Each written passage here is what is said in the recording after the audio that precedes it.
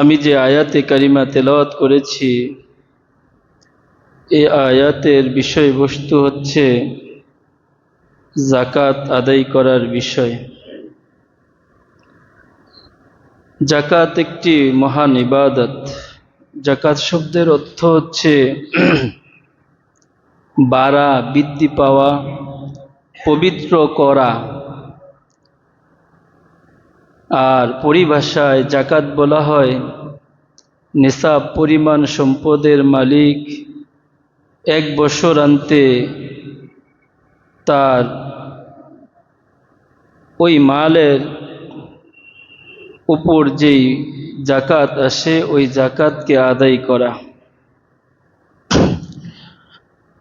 যাকাত একটি গুরুত্বপূর্ণ ইবাদত, ইসলামের একটি রুকুনের অংশ, অর্থাৎ ইসলামের যেই মূল 5টি ভিত্তি রয়েছে, স্তম্ভ রয়েছে,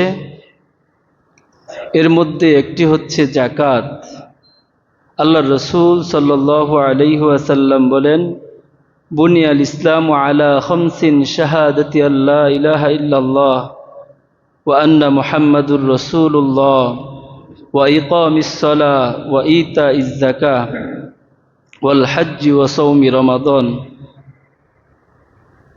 সর্বপ্রথম কালেমার সাক্ষী দেওয়া, আল্লাহ তাআলার একত্ববাদের সাক্ষী দেওয়া, নামাজ কায়েম করা, যাকাত প্রদান করা, রমজানুল মুবারকের সিয়াম সাধনা পালন করা, সাধ্য অনুযায়ী যাদেরকে সামর্থ্য দিয়েছেন তারা হজ পালন করা।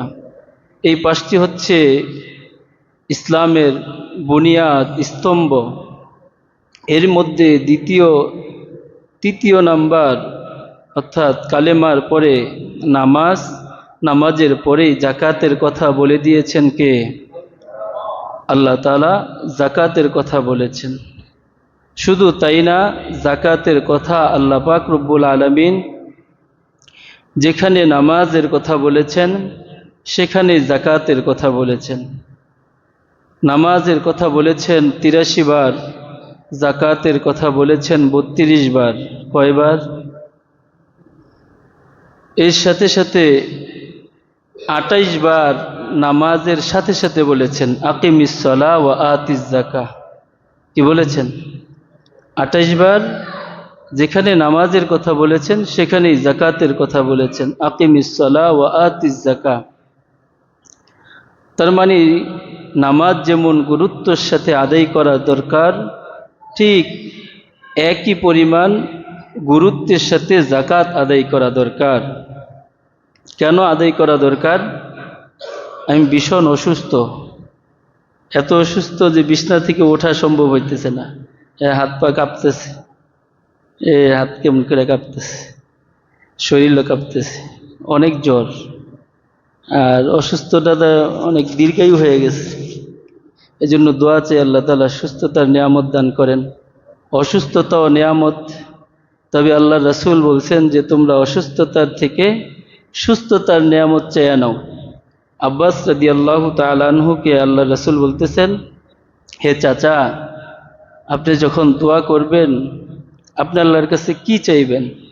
সর্বপ্রথম আল্লাহর কাছে চাইবেন সুস্থতার নিয়ামত। হে আল্লাহ, তুমি আমাকে সুস্থতার নিয়ামত দান করো। কারণ একজন মানুষ যখন সুস্থ থাকে তার কাছে সব কাজ করতেই ভালো লাগে।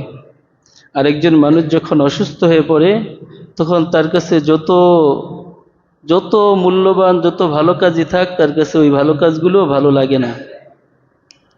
এজন্য আল্লাহর রাসূল শিখাইছেন যে যখন তোমরা আল্লাহর কাছে কোনো কিছু চাইবা, সবচাইতে আগে চাইবা আল্লাহ তুমি আমাকে সুস্থতার নিয়ামত দান করো, আর জান্নাত দিয়া দাও, জাহান্নাম থেকে মুক্তি দিয়া দাও।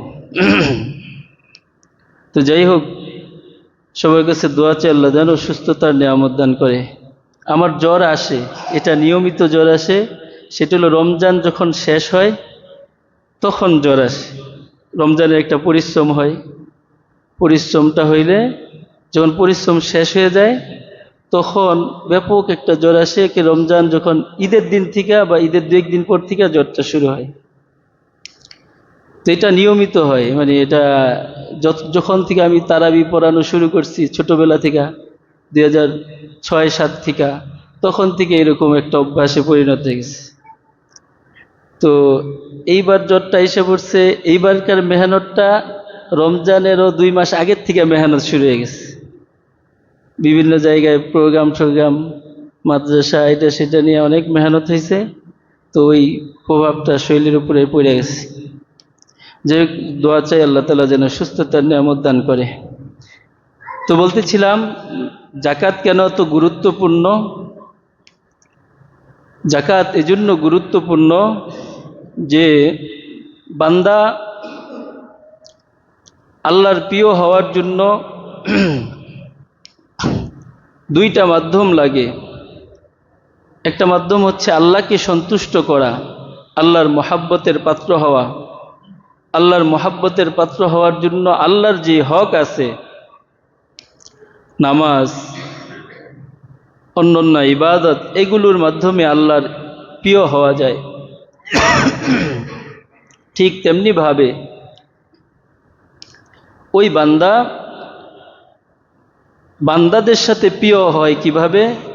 বান্দার সাথে প্রিয় হওয়ার জন্য ওই বান্দাদেরকে নিজের সাধ্যমতো দান সদকা করা, নিজের যাকাত প্রদান করা, এইভাবে বান্দার সাথে সম্পর্ক গড়ে তোলে। এজন্য এই যাকাত এত বেশি গুরুত্বপূর্ণ যে যাকাতের মাধ্যমে আল্লাহর সাথেও বান্দার সম্পর্ক হয় এবং বান্দার সাথেও বান্দার সম্পর্ক করে দেন কে? আল্লাহ তাআলা বান্দার সাথেও বান্দার সম্পর্ক করে দেন। দেখবেন কোনো বান্দা যখন বান্দার উপকার করে, তখন ওই ব্যক্তির সাথে অপর ব্যক্তির যার উপকার করেছে তার সাথে একটা দিলি কানেকশন হয়ে যায়, দিলি মহাব্বত হয়ে যায়।